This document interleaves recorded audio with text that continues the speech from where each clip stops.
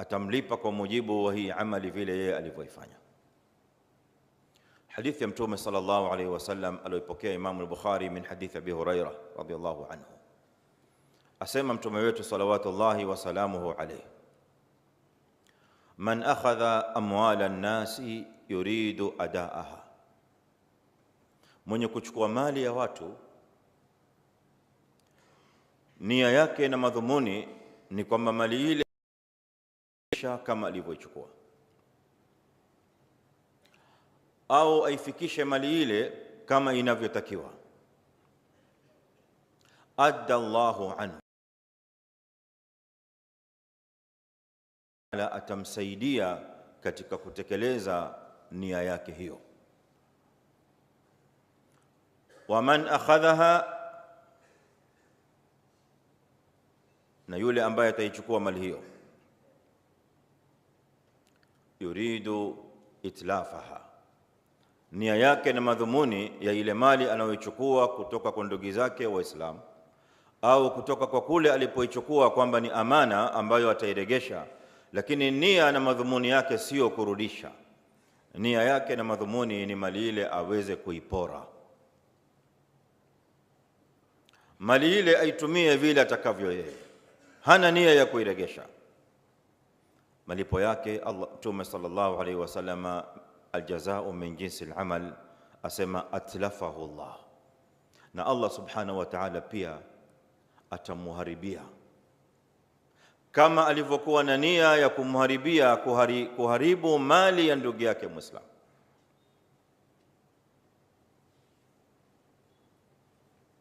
Ikiwa ni madeni, ukachukua madeni au deni kutoka kwa ndugu yako Muislamu, nia na madhumuni ni kwamba deni lile uweze kuliregesha. Basi ikiwa nia ni kwamba mali ulioichukua ulitia nia ya kuiregesha, Allah subhanahu wa ta'ala atakusaidia, na kutapatikaniwa na njia ambayo Allah subhanahu wa ta'ala atakuwezesha kuregesha mali ya watu. Lakini kuanzia siku ulipokwenda kuchukua mali ya watu amana, nia yako haikuwa kwamba mali ile unataka kuiregesha. Nia ilikuwa ile mali uende ukaichezee, ile mali uende ukaipore, uitumie vile utakavyo. Na mali ile ndugu yako Muislamu alikuwa ameiwekea kazi maalum, ingebaki kwake angeweza kunufaika nayo ikamfaa vile inavyotakiwa, wewe ukamharibia mali yake. Kwa hiyo Allah subhanahu wa ta'ala, Mtume sallallahu alayhi wasallam atuambia atlafahu Allah, na yeye pia Allah atamharibia. Na kuharibiwa na Allah subhanahu wa ta'ala ni kuzito na kukubwa zaidi kuliko wewe vile ulivyoharibu. Allah aweza kukuharibia katika siha yako na afya, ghafla tu afya yako huna tena. Jana ulikuwa mzima, unatembea, wapumua, wazungumza na watu kama kawaida, waingia, ukitoka, wasimama, ukikaa. Kesho yake habari zimetoka kwamba hali si hali.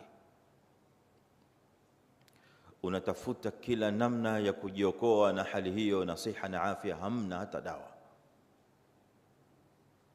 Ikawa mali ile yote ambayo ulikuwa umeitilia nia mbaya ya kuharibu mali ya ndugu yako Muislamu, sasa waipeleka kwa madaktari na unaimaliza katika mahospitali. Au Allah subhanahu wa ta'ala akakuharibia mali yenyewe, ile mali yote ulioipora Allah azza wa jalla akaenda kaiharibu. Au akakuharibia katika watu wako, kama ni balaa na maradhi na misiba akakuletea katika watu wako, ili mradi ni kwamba wewe pia uharibikiwe. Na hii ni hatari kubwa, kwa sababu malipo mbele ya Allah subhanahu wa ta'ala yanatokamana na amali anayoifanya mwanadamu. Aljazao min jinsi al-amal.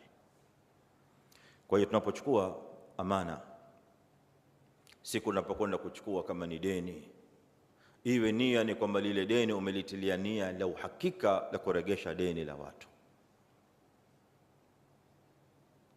Kama umeingia na mwenzio katika biashara ya ushirikiano, partnership, ndugu yako ana nia nzuri ya kufanya biashara, wewe una nia mbaya ya kuharibu mali yake. Yeye hajui. Yeye anadhani kwamba partnership hiyo malengo na majukumu na makusudio ni kuweza kuendeleza biashara, lakini yeye yuko hapo na wewe sio kwa ajili ya kuendeleza biashara, ni kwa ajili ya kukuharibia biashara. Wakati wewe mali ile waichunga, waihifadhi iweze kuendeleza biashara, yeye mali ile huipora akijua kwamba wewe hisabu hushiki. Mwanadamu utamdanganya, mwanadamu utamhadaa, lakini Allah subhanahu wa ta'ala la yadhillu rabbi wala yansa. Hakuna kitu kinachompita Allah subhanahu wa ta'ala. Ukachukua amana ya watu kwamba kuna kazi utaitekeleza, kuna nyumba utaijenga, kuna shughuli fulani utaitekeleza kwa mujibu wa masikizano na maagano yaliyopita baina yenu. Nyumba hiyo ikabaki hewani. Hakuna nyumba, hakuna ukuta, hakuna hata rumu uliojenga. Na inakuwa ni mbaya zaidi lao Muislamu atakuwa na ujasiri wa kufanya mambo kama haya katika kutekeleza mambo ambayo yanahusiana na dini ya Allah subhanahu wa ta'ala, kama misikiti na madrasa. Lakini pamoja na hayo, hata ikiwa ni nyumba tu ya kawaida au jambo lolote la kawaida la ndugu yako Muislamu, itakuwa umekosea kwa namna ambayo Allah azza wa jalla atakulipa kama vile ulivyomfanyia ndugu yako Muislamu. La pili, katika msururu wa aljazao min jinsi al-amal, man qatala nafsahu, mwenye kujiua, fajazauhu min jinsi amalihi, malipo yake mbele Allah azza wa jalla ni kwa mujibu au kulingana na vile alivyofanya. Ni vile vile alivyofanya ndivyo atakavyokulipwa, atakavyokwenda kulipwa siku ya kiyama. Mtume sallallahu alaihi wasallam atuambia, alhadithu fi al-Bukhari, alladhi yakhniqu nafsahu, mwenye kujinyonga, yakhniquha fi nari jahannam au yakhniquha fi an-nar, basi ajue na kufahamu kwamba siku ya kiyama makazi yake atakwenda kuingia motoni, na huko motoni atakwenda kuendelea kujinyonga. Malipo yako ni kama vile amali ulioifanya hapa duniani. Wa man yat'anuha, na mwenye kujidunga kisu akajichoma na silaha akajiua, basi yat'anuha fi nar, siku ya kiyama atakwenda kujichoma kisu au kujichoma silaha na kujidunga akiwa motoni. Al-Shaykhani vile vile umepokea hadithi ya Mtume sallallahu alaihi wasallam, man qatala nafsahu bihadidatin, mwenye kuiua nafsi yake kwa chuma, fahadidatuhu biyadihi yatawajja'u biha fi batnihi au yatawajja'u biha fi batnihi fi nari jahannam, mwenye kujipiga na chuma akajiua, basi siku ya kiyama fahadidatuhu biyadihi, chuma kile alichojiua nacho kama silaha kitaletwa siku ya kiyama apewe mkononi, yatawajja'u biha fi batnihi, ili ajidunge nacho chuma kile katika tumbo lake, fi nari jahannama, akiwa katika moto wa jahannama. Wa man shariba summan, na mwenye kunywa sumu ili ajiue, ukasema mimi ninachoka na maisha haya, hii hali inavyokwenda mimi naona sasa basi siwezi tena kuendelea, sasa heri nitoe roho yangu, nimemaliza maisha, nimalize maisha yangu, nenda nikapumzike kaburini. Nani alikwambia kaburini utakwenda kupumzika? Malipo yake siku ya kiyama, wa man shariba summan, na mwenye kunywa sumu, faqatala nafsahu, wakaiua nafsi yake kwa sumu ile, fahuwa yatahassahu fi nari jahannama, sumu ile ile siku ya kiyama akiwa motoni italetwa awe yuinywa, akiinywa khalidan mukhalladan fiha abada. Alimradi ni kwamba ukatoa roho yako kabla ya ajali yako kufika, kabla ya ule muda aliyoupanga Allah azza wa jalla katika ilmu yake. Wama tadri nafsun madha taksibu ghadan wama tadri nafsun bi ayi ardhin tamut, nafsi hajui itakufa katika ardhi gani, na ni aula zaidi ya kwamba hujui utakufa lini. Sasa ukamtangulia Allah subhanahu wa ta'ala, ukasema ngoja mimi nife kabla ya Allah azza wa jalla vile alivyonipangia. Na hiyo siku utakapokufa kwa kuitoa nafsi yako na roho yako, sio kwamba itakuwa umeitangulia ilmu ya Allah azza wa jalla. Allah azza wa jalla subhanahu tayari amejua utafanyaje. Vyovyote utakavyoitoa nafsi yako siku ya kiyama kwa namna hii, hayo ndio yatakuwa malipo yako katika siku ya kiyama akhira. Hadithi ya Bukhari, qala Rasulullah sallallahu alayhi wasallam, man qatala nafsahu bi shay'in udhiba bihi fi nari jahannam, mwenye kuiua au kuitoa nafsi yake kwa kitu chochote kile. Mtume sallallahu alayhi wasallam, haya ni mifano tu amepiga. Mwenye kujinyonga, mwenye kujipiga chuma, mwenye kujidunga kisu, mwenye kunywa sumu, mwenye kujiangusha kwenye jabali. Haya aliyataja Mtume sallallahu alaihi wasallam ala sabili almithali. Lakini leo kuna marisasi na mabunduki. Kwa hiyo silaha unayoitumia kujitoa nafsi yako siku ya kiyama, Mtume sallallahu alaihi wasallam atuambia udhiba bihi fi nari jahannam, kwa chochote kile utakachokitumia kuitoa nafsi yako, kwa sababu ni makosa makubwa. Allah subhanahu wa ta'ala atuambia katika Qur'ani, wala taqtulu anfusakum innahu kana bikum rahima waman yaf'al dhalika udwanan wa dhulman fasawfa nuslihi jahannam au fasawfa nuslihi nara. Hayo ni makosa makubwa ya uadui na dhulma ambayo mja hujifanyia nafsi yake. Kosa lingine la tatu, ayuha alikhwa, katika msururu wa kaida hii, man labisa thawba shuhratin fajazauhu yawm alqiyamati min jinsi amalihi, mwenye kuvaa nguo ya shuhra, mwenye kuvaa vazi la shuhra. Vazi la shuhra ni vazi la kutaka kujulikana,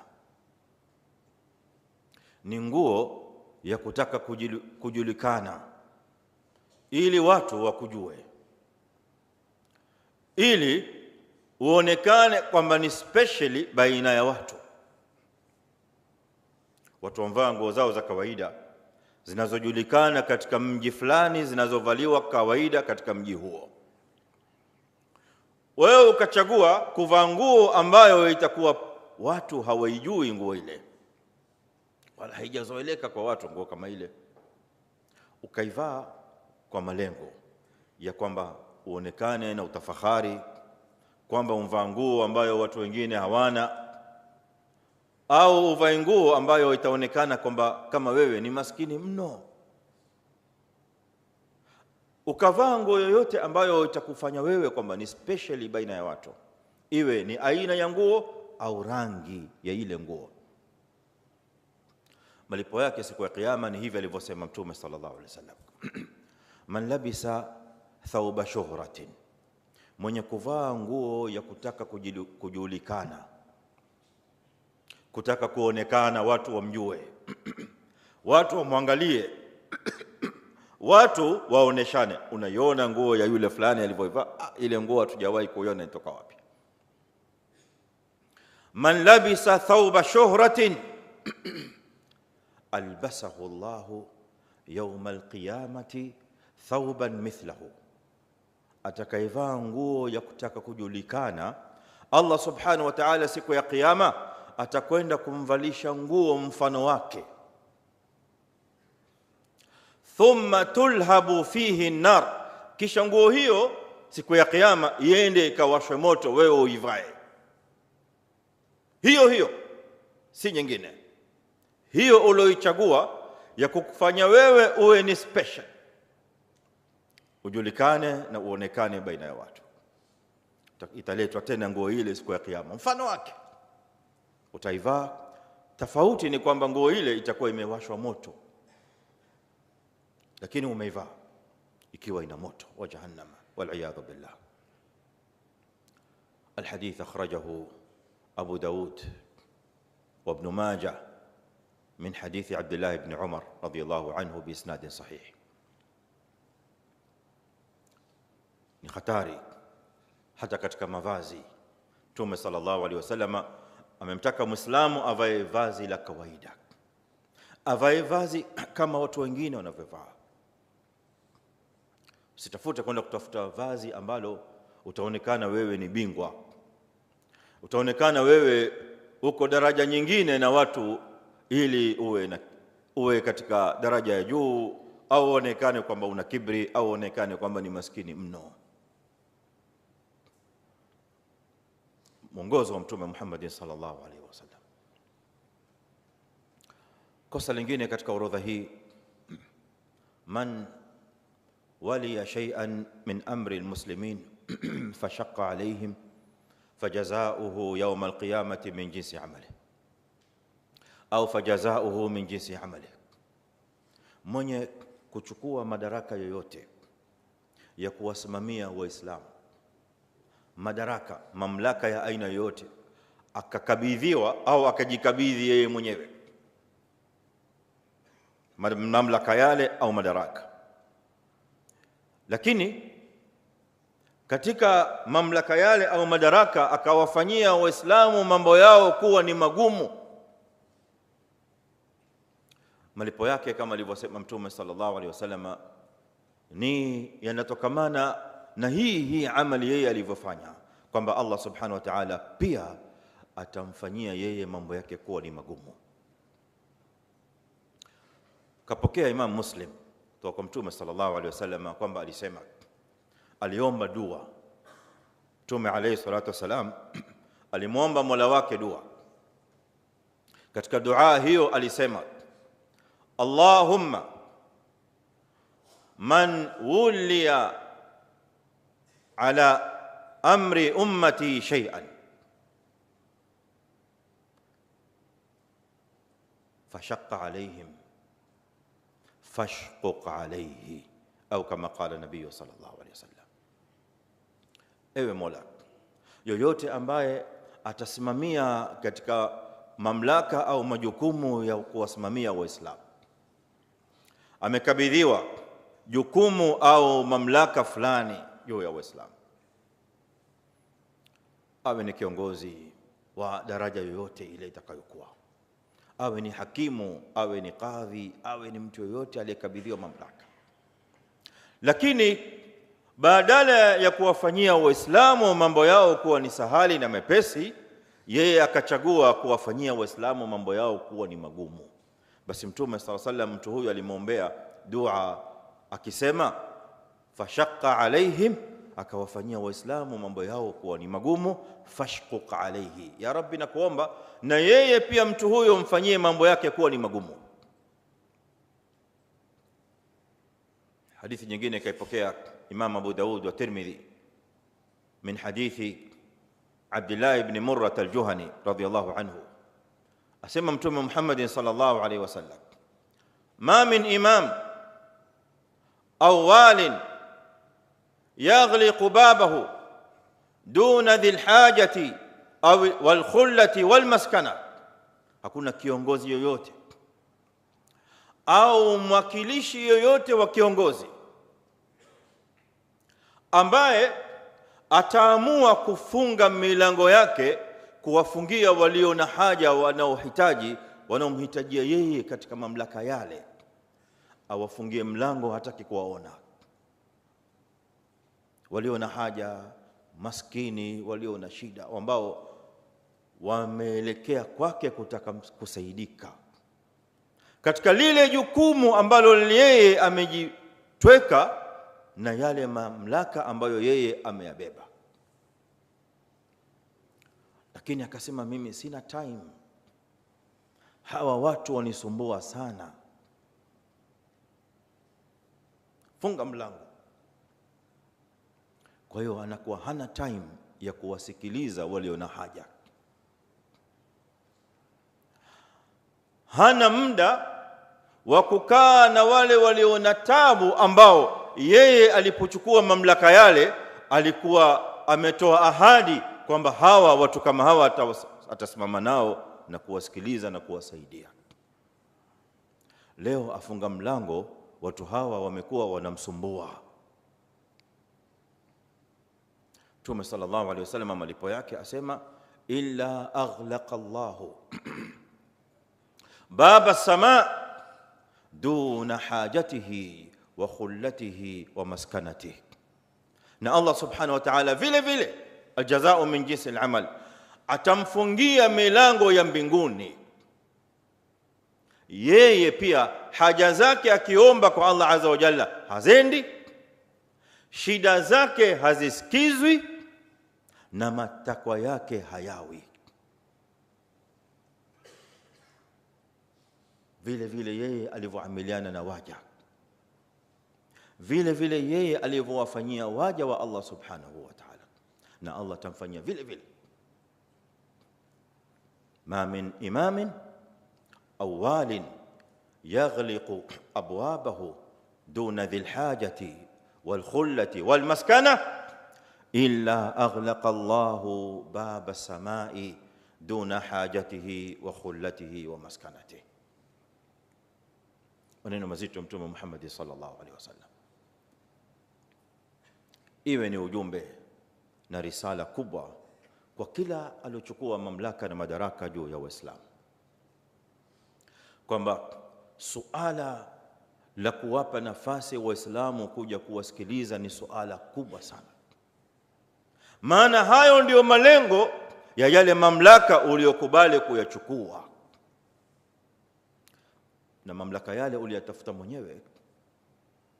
Hakuna aliyekulazimisha lazima uyabebe, ulikubali, na kwa hivyo haya mengine kadhalika lazima uyatekeleze kwa sababu ni majukumu. Bila hivyo malipo yako yanatokamana na hiyo hiyo amali unayoifanya. Mwingine ayu alikhwa ni yule ambaye harehemu mtu wala harehemu watu, malipo yake vile vile min jinsi amali hii, kwa ushahidi wa hadithi ya Mtume sallallahu alaihi wasallam inda shaykhain, man la yarhamu an-nas la yarhamuhu Allah, ambaye hawarehemu watu na yeye pia harehemewi, kwa sababu aljazao min jinsi al-amal. Na mwingine kadhalika ayu alikhwa ni yule ambaye amepewa au yupo katika nafasi na yupo katika nguvu ambayo aweza kuadhibu watu, aweza kuwatia watu katika adhabu, akaamua kuwatia waja wa Allah azza wa jalla katika adhabu nzito sana. Malipo yake siku ya kiyama ni vile vile kama yeye alivyofanya. Mtume sallallahu alaihi wasallam atuambia katika hadithi, inna ashadda an-nasi adhaban inda Allah yawm al-qiyamah ashadduhum adhaban lin-nasi fi dunya. Yule ambaye atakwenda kupata adhabu iliyokali nzito zaidi mbele ya Allah azza wa jalla ni yule ambaye hapa duniani alikuwa akiwaadhibu watu zaidi. Usipate tabu kulielewa hilo, lipo ndani ya Qur'ani. Allah azza wa jalla ametupigia mfano, na mmoja wao ni Firauni.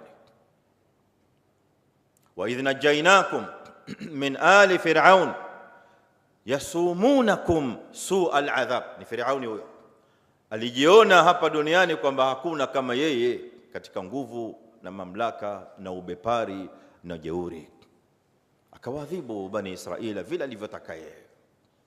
Su'al adhab, Allah azza wa jalla atueleza malipo yake siku ya kiyama yapo ndani ya Qur'ani. Allah azza wa jalla atuambia, wa yawmal qiyamati adkhilu ala fir'auna ashadda al'adhab. Na ikifika siku ya kiyama itaambiwa itolewe amri kuambiwa malaika waingizeni Firauni na watu wake ashadda al'adhabi. Kule duniani alifanya su'ul adhab, na يوم القيامة atakwenda kukutana na ashadda al'adhab. Aljazau min jinsi al'amali. Qultu ma sami'tum wa astaghfirullah al'azim li wa lakum fastaghfiruhu fa ya fawza almustaghfirin wa ya najata at-taibin.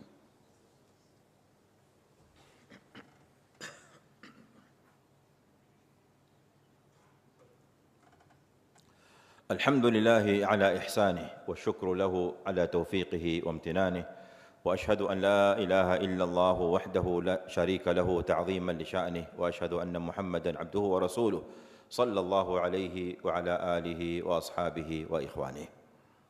أما بعد فيا أيها المسلمون، kumalizia orodha ya wale tuliokusudia kuwazungumza katika khutba ya leo, tunamaliza na kosa la wale waislamu ambao wana tabia ya kutafuta aibu za waislamu ndugu zao, waislamu wenzao. Hiyo ni tabia, na tabia hii kuna waislamu wengine ni tabia sugu iliyopo katika mioyo yao. Ni tabia ambayo wana ugumu sana kuiacha. Malipo yao imeelezewa na Mtume Muhammad sallallahu alaihi wasallam min jinsi al-amali, inatokamana na hiyo amali wanaoifanya wao.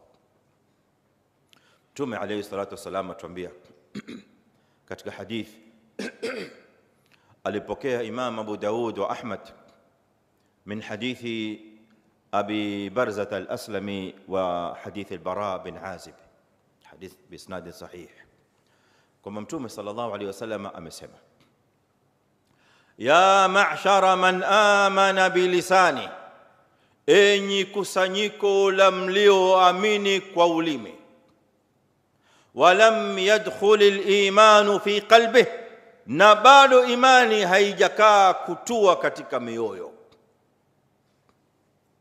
La tattabi'u awrat al-muslimin, musifuatilie aibu za watu, za waislamu.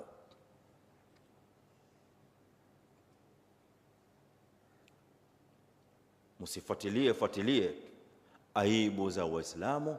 Wala taghtabuhum, wala musiwasengenye ndugu zenu waislamu. Usimsengenye ndugu yako muislamu, huna haki, ni madhambi makubwa. Sasa malipo yake, fa innahu man tatabba'a awrata akhihi almuslim, kwani yule ambaye atakuwa anafuata aibu za ndugu yake muislamu, tatabba'a Allahu awratahu, na Allah azza wa jalla atazifuatilia aibu zake. Maana yeye pia ana aibu.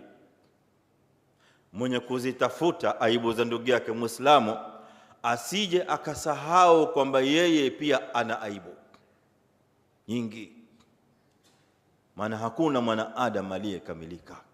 Hilo lifahamu, na yeye ana aibu zake.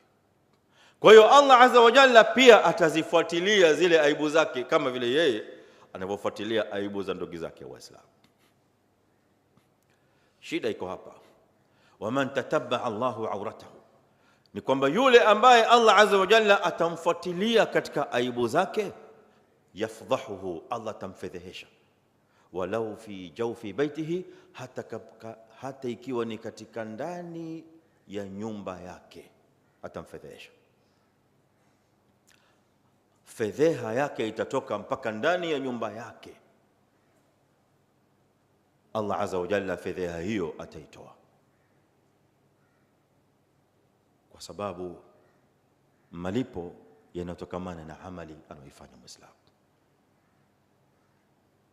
Allah subhanahu wa ta'ala tujalie min alladhina yastami'una alqawla fayattabi'una ahsana. Allahumma salli ala Muhammadin wa ala ali Muhammadin kama sallaita ala Ibrahim wa ala ali Ibrahim innaka Hamidul Majid. Wa barik Allahumma ala Muhammadin wa ala ali Muhammad kama barakta ala Ibrahim wa ala ali Ibrahim innaka Hamidul Majid. Allahumma a'izz al-islam wal muslimin وأذل الشرك والمشركين ودمر أعداءك أعداء الدين.